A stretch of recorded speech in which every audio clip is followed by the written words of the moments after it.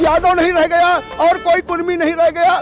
सिर्फ बेनी प्रसाद वर्मा को मार के भगाया गया, मारी के भगाया, समझो समझ गो जो बेचारे बनाए। ये पिछड़े की बात कर रहे हैं। मोहन यादव में अगर इतना ही दम हो तो भला जातिवार जनगणना की मांग कर ले, पिछड़ों को हक दिलाने की मांग उसी दिन कुर्सी से हटा दिए जाएंगे। वो 2 अंकुश लगा दिए ना डिप्टी सीएम, वो तुरंत खजोल के बाहर करेंगे और वो अपनी, क्योंकि मैं बता इन्होंने अभी एक मुद्दा इनकी हैसियत के जो मुख्यमंत्री बनाए गए जातिगत जनगणना नहीं करवा सकते ये लोग। उसमें इतने पुराने माननीय अखिलेश यादव जी और माननीय मुलायम सिंह जी से अलावा यादव जो है मुख्यमंत्री कौन रहा है, बताएं भाई साहब, हमें बताएं। मानसिकता के लोग हैं कि जो भारतीय जनता पार्टी में 80 पिछड़े वर्ग के सांसद हैं, ये ISI का वो मार्क बांट रहे हैं कि जो भाजपा में होगा वही पिछड़ा वर्ग का होगा, नहीं तो और जितने भी पिछड़े वर्ग के और पार्टी में हैं वो नहीं है। ये इनकी जातिवादी सोच है। जातिवादी अभी 25-30 साल में एक के पीछे लगे हुए और पिछड़े वर्ग में कोई बिरादरी नहीं बची,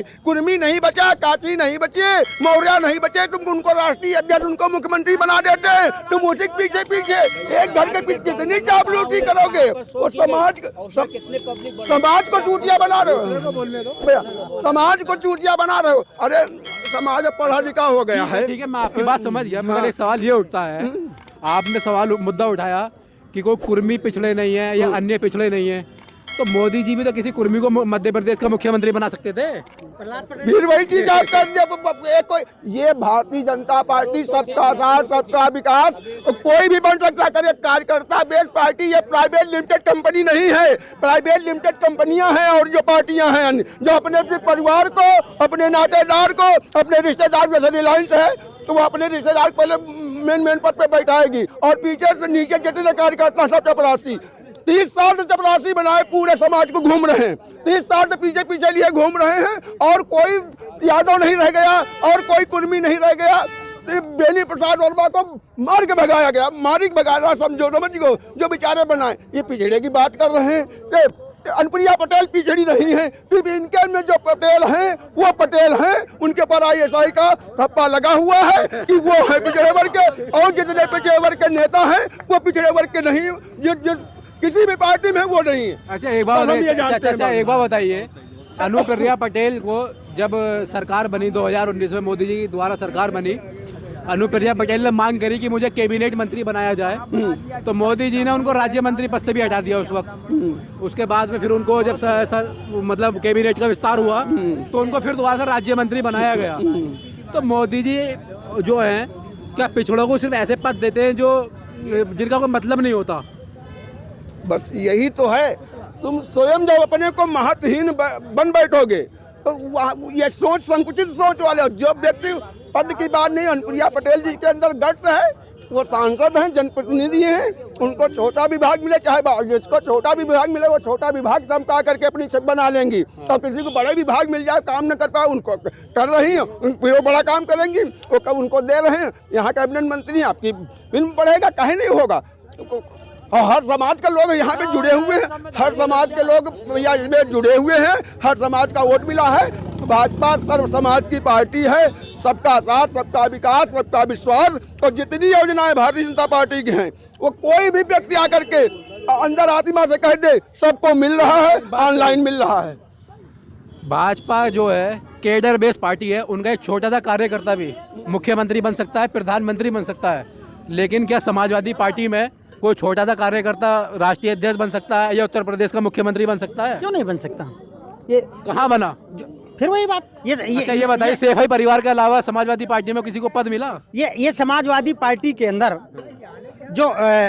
जो लोग वोटिंग करके अध्यक्ष बनाते हैं वो उनके विश्वास का मामला है और वो उसमें योग्यता देखते हैं कि ये हमारे और समाज के लिए ऐसा कुछ कर सकते, तब उनको अध्यक्ष बना रहे हैं। दूसरी बात, अगर मैं सवाल कर रहा हूं पंडित जी से, अभी आए बड़े भाजपा के मोहन यादव को आइकॉन बनाने के चक्कर में, मोहन यादव में अगर इतना ही दम हो तो भला जातिवार जनगणना की मांग कर ले, पिछड़ों को हक दिलाने की मांग, उसी दिन कुर्सी से हटा दिए जाएंगे। वो 2 अंकुश लगा दिए ना डिप्टी सीएम, वो तुरंत खजोल के बाहर करेंगे। और वो अपनी, चूंकि मैं बता तो रहा हूँ कि यस मैनों को बनाते हैं। शिवराज सिंह जैसे वो भी पिछड़े के नेता थे और वो लगातार जीत रहे थे, लोकप्रियता बढ़ रही थी, तो उनको किनारे कर दिया। वसुंधरा राजे फायर ब्रांड नेता थी, उनको किनारे कर दिया। यस मैन मोदी जी को पसंद है, भारतीय जनता पार्टी को पसंद है। और सुनिए, अपना घर होता है, और भाजपा में अगर दलित पिछड़ों का कोई कल्याण हो तो 1-2 साल में और फाइनल हो जाएगा। अच्छा चाचा, एक बात बताइए, जो वसुंधरा राजे सिंधिया है, कुर्मी राज घराने की बेटी है, वो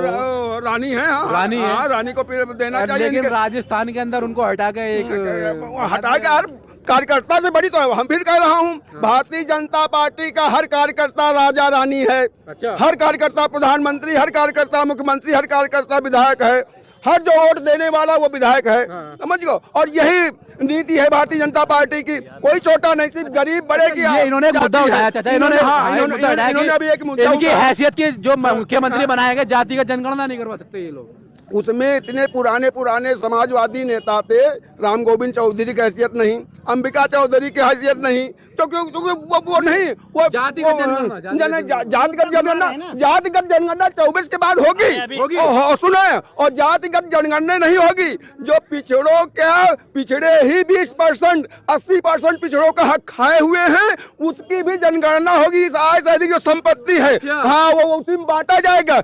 20, अरे तुम 10-10 फॉर्च्यूनर लेकर के घूम रहे हो, और तुम्हारे बगल में एक यादव जी बेचारे हर लिए जा रहे हैं। तुम्हारे गाँव मर जाना चाहिए। 15 साल तुम्हारी वो रही, कुछ ही उसको बना देते। अरे तुम किस तरह के राजनीति कर, पिछड़ों को चूतिया बना रहे हो। अब पिछड़े अब जान गए हैं, तुम्हारे झांसे में नहीं आ रहे हैं। मुलायम सिंह जी का जमाना गया, उन्होंने मेहनत की। तुम उत्तर प्रदेश में तुम्हारी कदम, कोई भी चुनाव जीते हो 2012 से, जब से मुख्यमंत्री हुए, हमको बता दे, कोई भी चुनाव जीते हो। अब एक आ गया विधायक, 110 विधायक आ गए, 11 विधायक आ गए, वो तो कर जीतेंगे, अपने काम पे जीतेंगे। इनका काम खत्म।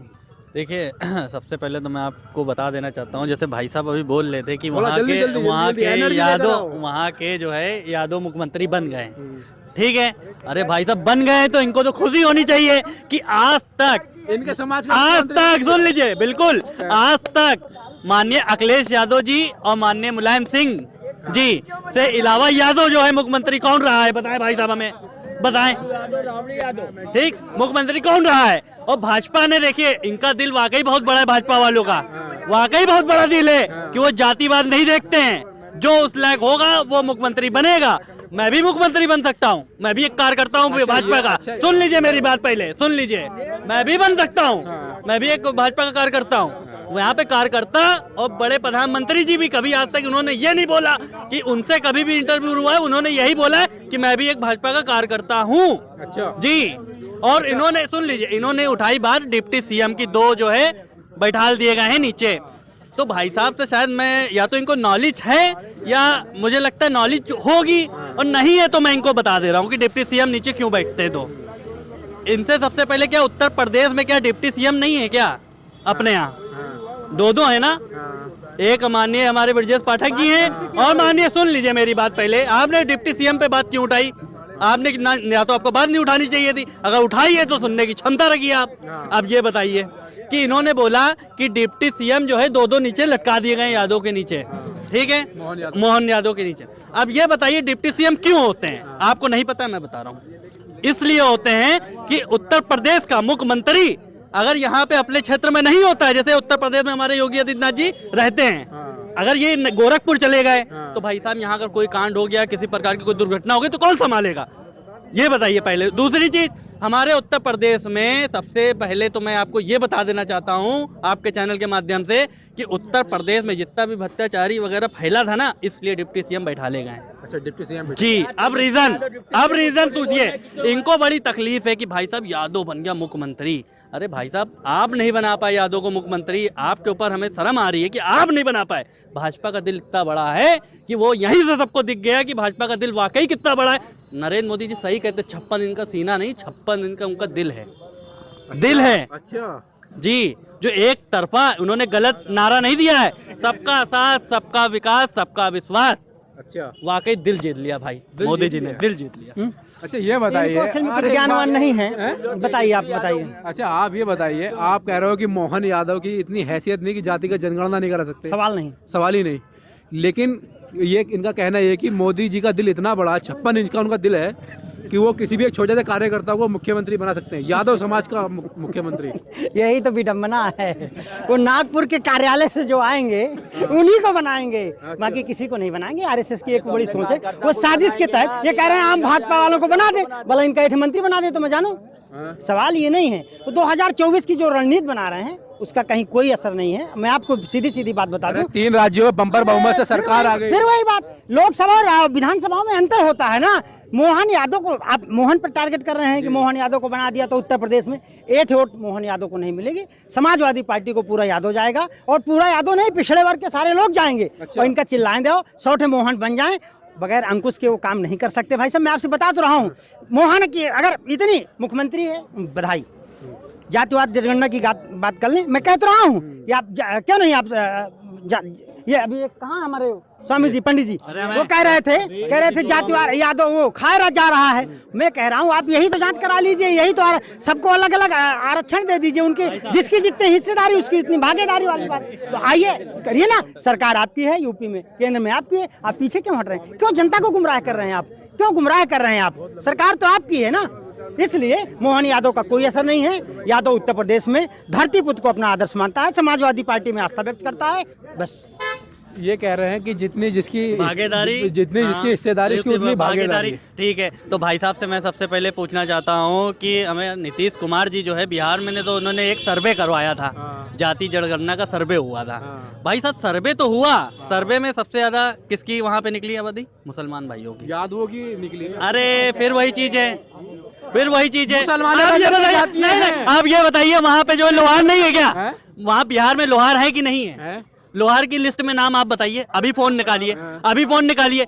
अगर लोहार का नाम होगा जो कहिए मैं हार जाऊंगा। अच्छा। बिहार में क्या लोहार है ही नहीं? लोहार का पूरा नाम है खा गए। अच्छा। सब यादव कन्वर्ट कर ली, यादव कन्वर्ट कर लिए। अरे एक मिनट हमको बता दे दो।